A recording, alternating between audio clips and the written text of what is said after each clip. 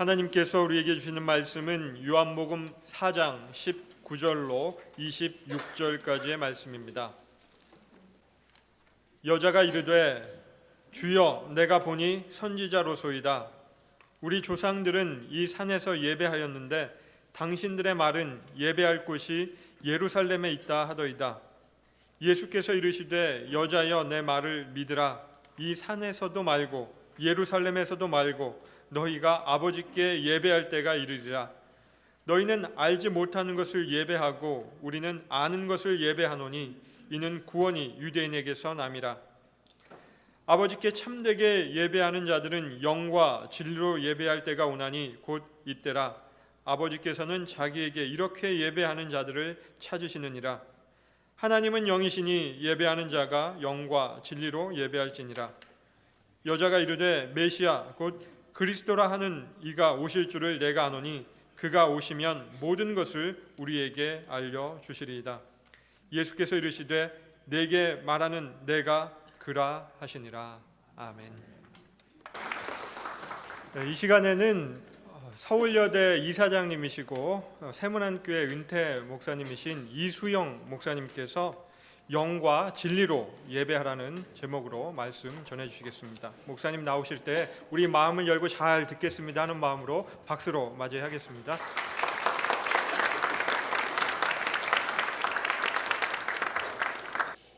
예배 중에 찬양이 이렇게 웅장한 교회는 처음 봤습니다. 진짜입니다.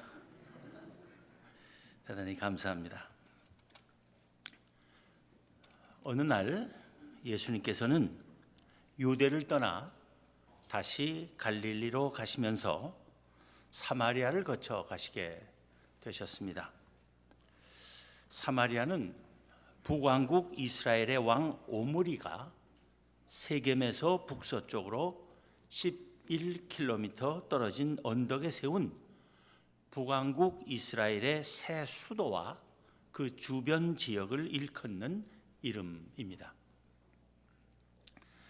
훗날 북왕국 이스라엘을 멸망시킨 아수르는 아수르의 포로로 잡아간 이스라엘 사람들 대신 이방 사람들을 사마리아에 이주시켜 살게 했습니다. 그러므로 그곳 사람들의 신앙은 혼합적인 모습을 띠게 되었고, 그래서 유대인들은 그 사마리아 사람들을 멸시하며 상종하지도 않으려 했습니다. 사마리아를 거쳐가면 빠른 길도 사마리아 땅을 밟지 않으려고 멀리 돌아갈 정도로 사마리아인들에 대한 유대인들의 혐오감은 컸습니다. 그러나 예수님은 그리하지 않으셨습니다. 사마리아로 들어가신 예수님께서는 수가라 하는 동네에 이르셨을 때 길 가시느라 피곤하셔서 우물 곁에 그대로 앉으셨다가 물을 길러 온 한 사마리아 여자를 만나셨습니다. 예수님께서는 그 여인에게 물을 좀 달라 하시며 말을 거셨고, 그녀와의 대화 속에서 그녀가 남편을 5이나 두었던 사실 등 그녀에 대하여 이미 다 알고 계심을 드러내셨습니다. 그러자 그 여인은 깜짝 놀라며 예수님께 말하기를 주여 내가 보니 선지자로소이다 했습니다. 그리고 이어서 말하기를 우리 조상들은 이 산에서 예배하였는데 당신들의 말은 예배할 곳이 예루살렘에 있다 하더이다 했습니다. 신명기 12장 5절에 보면 하나님께서는 모세를 통하여 이스라엘에게 그들이 예배할 때에 오직 하나님께서 자기의 이름을 두시려고 택하신 곳으로 찾아 나아가 예배할 것을 명하신 바 있습니다. 그래서 유대 사람들과 사마리아 사람들은 모두 조상들이 받은 이 말씀을 따라 예배하려 했습니다. 그러나 어디가 하나님께서 이스라엘 백성이 예배 드리도록 택하신 장소냐 하는 것은 유대 사람들과 사마리아 사람들 간에 오래고 뜨거운 논쟁거리 중 하나였습니다. 유대인들에게는 그것이 두말할 것 없이 예루살렘이었습니다. 하나님께서 솔로몬에게 거기에 성전을 짓게 하셨으며 바벨론에 의해 파괴된 성전을 바벨론의 포로로 잡혀갔다가 돌아온 유대 백성들이 재건한 것도 예루살렘에서였기 때문입니다.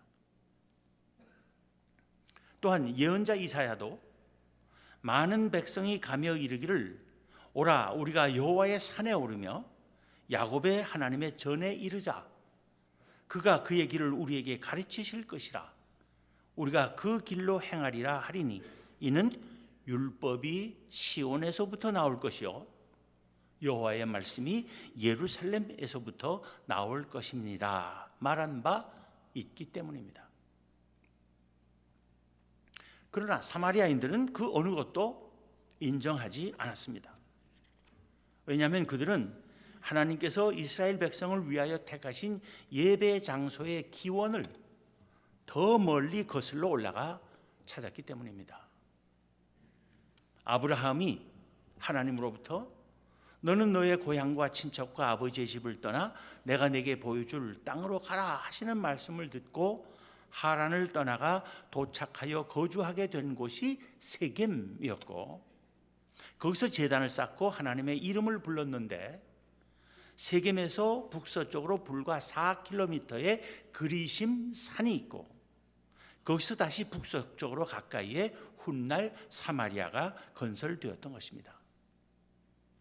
그러니까 그리심 산은 훗날의 넓은 사마리아 지역에 있는 산인 것입니다. 사마리아의 전통에 따르면 하나님께서 아브라함에게 아들 이삭을 번제로 바치라고 하신 모리아 산이 바로 그 그리심 산이라는 것입니다. 그리고 출애굽한 이스라엘 백성 또한 내 하나님 여호와께서 내가 가서 차지할 땅으로 너를 인도하여 들이실 때 너는 그리심 산에서 축복을 선포하라는 명령을 받았기 때문에 하나님께서 이스라엘 백성을 위하여 택하신 예배의 장소는 당연히 그리심 산이라고 주장하며 그 산에서 예배를 드려왔던 것입니다. 예수님을 선지자로 알아보게 된 사마리아 여인은 그렇다면 우리와 유대인들 사이에 첨예한 논쟁거리인 바른 예배 장소의 문제에 대하여 이 선지자는 어떻게 생각하는지 알고 싶어져서 예수님께 여쭌 것입니다. 우리 조상들은 이 산에서 예배하였는데 당신들의 말은 예배할 곳이 예루살렘에 있다 하더이다. 그 여인은 예수님의 입장과 그 논거가 무엇인지를 물은 것입니다. 그러나 예수님의 대답은 그 여인이 기대한 것과는 전혀 다른 차원에서 주어졌습니다. 예수님께서는 예배의 장소에 관하여 언급하시지 않고 예배의 본질에 관하여 말씀하신 것입니다. 먼저 본문 21절을 보면 예수님께서 말씀하시기를 여자여 내 말을 믿으라. 이 산에서도 말고 예루살렘에서도 말고 너희가 아버지께 예배할 때가 이르리라 하셨습니다. 이것은 어디서 예배하느냐가 아니라 누구에게 예배하느냐가 중요한 것임을 지적하신 것입니다. 즉 예배의 대상에 대한 바른 지식이 예배에서 가장 중요함을 적시하신 것입니다. 예배의 대상은 물론 하나님이십니다. 그러니까 하나님을 바로 아는 지식 없이 드리는 예배는 예배가 아닌 것입니다. 그냥 예배 장소에 나와 앉아 있다고 해서 예배자가 되는 것 아닙니다. 예배의 대상이신 하나님을 바로 알고 예배를 드려야 하는 것이라는 말씀입니다. 따라서 우리가 바른 예배자가 되기 위해서는 하나님을 바로 알기를 힘써야 합니다. 그러기 위해서는 교회 안에서 행해지는 예배와 성경 공부에 열심히 참석해야 할 것입니다. 그런데 예수님께서 사마리아 여인에게 너희가 아버지께 예배할 때가 이르리라 하시며 예배의 대상을 아버지라고 하신 사실에 우리는 주목해야 할 것입니다. 하나님을 아버지라 부르신 것은 처음부터 그 아들이신 예수님 자신을 참된 예배와 연관시키신 것입니다.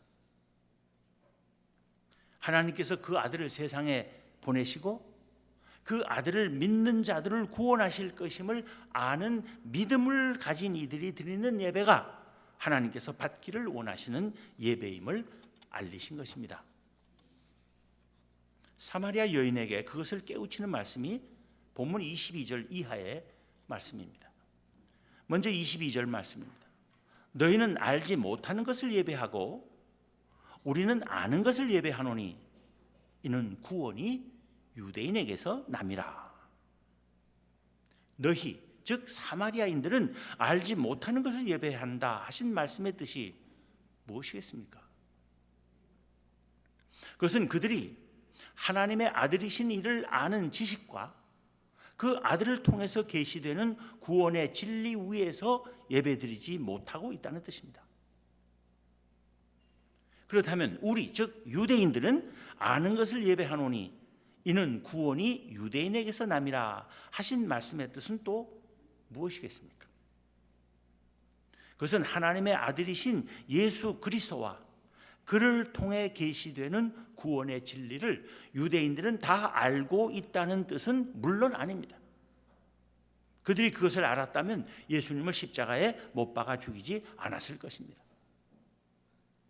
예수님께서 이 말씀을 통해 의미하신 바는 구원자는 유대 땅에서 나오실 것이고 하나님의 구원의 계시는 그를 통해서만 드러날 것이며 그를 아는 것만이 참된 믿음이 될 것이고 참된 믿음으로 드리는 예배만이 하나님이 받으실 예배라는 것입니다. 즉 예수 그리스도를 아는 지식과 그 안에 드러나는 구원의 진리를 가지고 있느냐 없느냐 하는 것이 아는 것을 예배하는 것인지 알지 못하는 것을 예배하는 것인지를 가리는 시금석이라는 것입니다. 다시 말하면 예수 그리스도에 대한 믿음이 참 예배의 본질이라는 것입니다. 왜냐하면 예수 그리스도와 그를 통해 나타나고 이루어진 하나님의 사랑을 아는 것이 하나님을 아는 지식의 핵심이기 때문입니다. 그 지식 없이 드리는 예배는 참 예배를 할 수 없다는 것입니다. 이어지는 23절 24절에서 예수님께서는 22절에서 말씀하신 참된 예배를 어떻게 드릴 수 있는 것인지를 언급하십니다. 아버지께 참되게 예배하는 자들은 영과 진리로 예배할 때가 오나니 곧 이때라. 아버지께서는 자기에게 이렇게 예배하는 자들을 찾으시느니라. 하나님은 영이시니 예배하는 자가 영과 진리로 예배할지니라. 참된 예배는 영과 진리로 드리는 예배라는 것입니다. 그러면 영과 진리로 예배하는 것은 어떻게 하는 것이겠습니까? 영과 진리로 예배하라는 말씀의 의미는 여러 가지로 이해하고 설명할 수 있을 것입니다. 그러나 그 핵심은 참된 예배는 진리이신 예수 그리스도와 그를 깨달아 알게 하시는 성령의 역사에 달려 있다는 것입니다. 그것이 영과 진리로 예배하는 것입니다. 즉 우리가 성령의 역사로 인해서 진리의 영을 소유하게 되고 그리하여 예수 그리스도와 그의 구원의 진리를 확실히 깨달아 알아야 참된 예배자가 될 수 있다는 것입니다. 성령께서만이 우리에게 예수 그리스도와 그 안에 주어진 진리를 바로 알게 하시는데 우리가 그 성령께서 주시는 진리의 영을 받아 예배할 때가 이제 도래했음을 선포하신 것입니다. 아버지께 참되게 예배하는 자들은 영과 진리로 예배할 때가 오나니 곧 이때라 하신 것은 바로 예수님 자신이 약속된 메시아 곧 그리스도로서 이미 와 계심을 가리키신 말씀입니다. 그래서 여자가 말하기를 메시아 곧 그리스도라 하는 이가 오실 줄 내가 아노니 그가 오시면 모든 것을 우리에게 알려주시리이다 하자 예수님께서는 내게 말하는 그가 내가 그라고 가르쳐 주신 것입니다. 아무리 장엄하게 드리고 재미있는 설교와 다채로운 순서로 드리는 예배라 해도 예수 그리스도가 빠진 예배, 그에 대한 믿음의 고백과 증언이 결여된 예배는 예배가 아닌 것입니다. 성령의 역사로 인해 우리에게 진리의 영이 생기고 예수 그리스도를 알게 되며 그 안에서 우리를 구원하시는 아버지 하나님을 깨달아 그 삼위일체 하나님에 대한 진실한 믿음으로 드리는 예배가 참된 예배입니다. 그것이 영과 진리로 드리는 예배이고 그런 예배를 우리는 드려야 하는 것입니다. 예배의 본질은 결여되고 비본질적인 것들로 채워지고 장식된 예배는 갱신되어야 합니다. 16세기의 종교개혁은 예배라고 할 수 없이 심히 왜곡되고 변질되고 손상되었던 예배를 회복하는 운동이었다고 말할 수 있습니다. 참된 예배의 회복은 개혁과 갱신을 필요로 하는 모든 교회에서 우선적으로 이루어져야 하는 것입니다. 이렇게 참된 예배의 본질적 요소가 무엇인지를 아는 것은 우리에게 참된 예배와 참되지 못한 예배를 분별하는 눈을 더욱 크게 뜨게 합니다. 우선 참된 예배는 어디에서 예배하느냐에 달린 것이 아니라는 것을 우리는 이미 확인했습니다. 어느 교단에 속했느냐, 얼마나 크고 화려한 예배당 안에서 예배드리느냐, 얼마나 많은 회중이 함께 예배드리느냐, 얼마나 좋은 오르간을 가지고 예배드리느냐 하는 것은 참된 예배의 본질과 아무 상관이 없는 것들입니다. 예수님께서 말씀하셨습니다.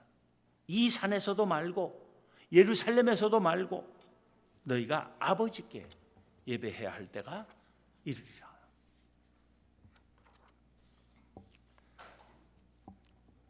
이 산에서도 말고 예루살렘에서도 말고 너희가 아버지께 예배해야 할 때가 이르리라 하신 말씀은 참된 예배는 무엇보다도 하나님께 드려지는 예배이어야 함을 또한 분명히 하신 것입니다.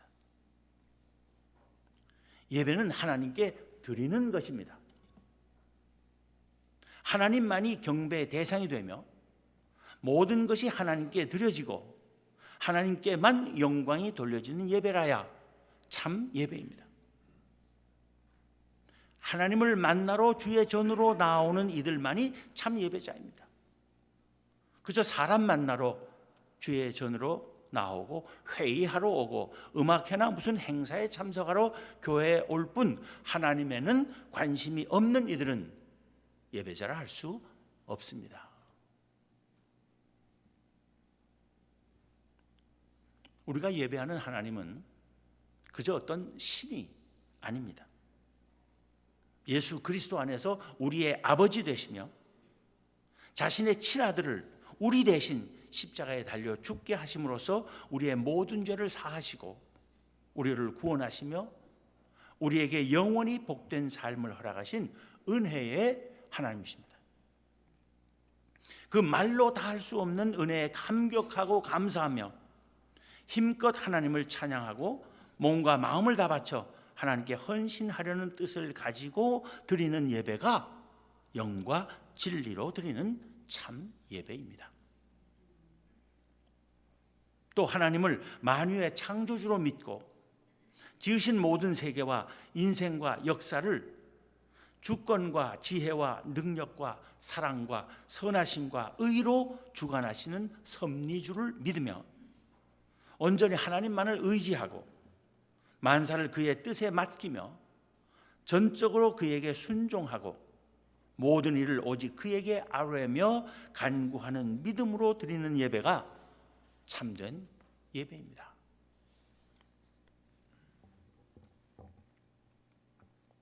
종교개혁자들이 회복한 예배는 말씀 중심의 예배입니다. 중세 로마 천주교의 미사에서는 참된 하나님의 말씀, 즉 예수 그리스도를 통해서 오직 그를 믿는 믿음만을 보시고 그저 우리를 용서하시고 구원하신다는 복음의 선포가 실종되었었기 때문입니다. 그래서 예배의 중심에 하나님의 말씀을 되돌려 놓은 것이 종교개혁입니다. 그러나 예배에서 설교만을 중요시하는 것은 바른 예배의 이해라고 할 수 없습니다. 말씀 중심의 예배는 설교 중심의 예배와는 다른 것입니다. 예배의 여러 순서 중에서 설교만을 중요시하는 것은 설교 중심의 예배입니다. 그러나 예배의 모든 순서가 말씀이 육신이 되어 오신 예수 그리스도와 그 안에 주어진 하나님의 구원의 은혜를 증언하는 예배는 말씀 중심의 예배인 것입니다. 우리는 설교 중심의 예배를 말씀 중심의 예배로 되돌려 놓아야 하는 것입니다. 예수 그리스도의 놀라운 구원의 은혜에 대한 감격과 감사와 그에 대한 믿음의 응답과 다짐을 우리는 찬송을 통해서, 사도신경으로 하는 신앙 고백을 통해서, 기도를 통해서, 헌금을 통해서 표현하는 것입니다. 따라서 우리는 예배 의식 하나하나가 가진 의미를 바로 알고 그 하나하나에 다 진지하게 참여해야 합니다. 설교 전에만 예배당에 들어와 앉으면 되고, 그래서 설교만 놓치지 않으면 예배드린 것이고, 그리고 무엇보다도 축도만 놓치지 않으면 예배드린 것이다 라고 하는 사고는 전혀 바른 예배자의 사고라 할 수 없습니다.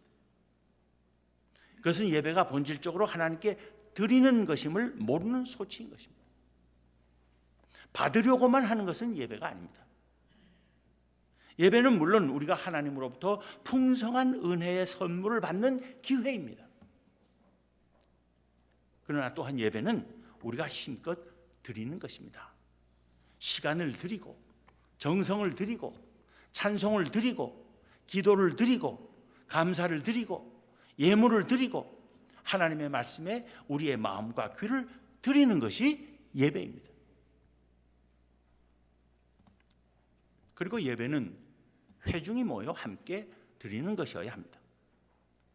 다원주의 사회에서 불가피하게 주일 예배를 비롯한 공예배에 참석할 수 없는 일도 있고, 그래서 그런 사람들을 위하여 마련한 TV나 인터넷 중계를 통해 예배 드릴 수도 있지만, 기본적으로 예배는 하나님께서 회중으로 불러 모으시는 백성들이 모여 함께 드리는 것입니다.